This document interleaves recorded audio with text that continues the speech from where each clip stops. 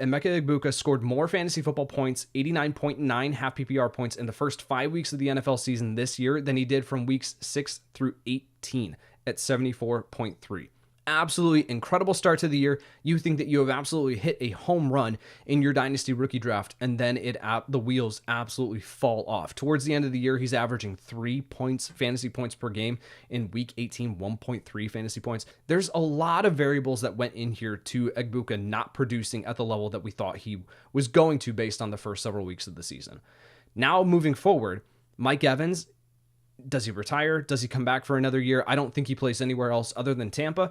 But if he does come back, I think we're now going to be at the point where it's like 1-year deals for Mike Evans as we move throughout the tail ends of his career. He's not going to be able to continue to produce at the same way that he has in years past. So I think that opens up an opportunity for Egbuka to produce in the way that Tampa thought he was going to, because that's why they spent the premium draft pick on him, right? They have a plan for how to use him, and the talent level is there.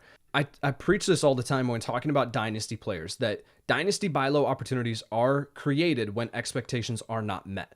And if you have someone who in your league has Egbuka and is really, really disappointed based on how the last several weeks of the season, the last 12, 13 weeks of the season went for him, and that they continue to put him into their starting lineup and it continued to not work, there is a way that you can go get Egbuka in your league, because I think he's going to take another step forward next year. A couple of players that I have him above in the rankings: George Pickens, a fantastic year for Pickens, and I think he re-signs in Dallas this next year.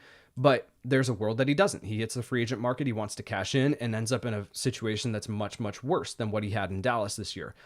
So I would take Egbuka over Pickens. Rashee Rice has moved down the dynasty rankings for me, now all the way down to wide receiver 13. That has to do with more of the off the field stuff going on with Rashee Rice. It's not been confirmed, but there has been a report about domestic violence and an allegation there. So this is just now from the risk reward for Rashee Rice from a dynasty standpoint. Redraft ADP, I think, is a redraft standpoint, I think it's going to be fine to continue to buy into Rashee Rice.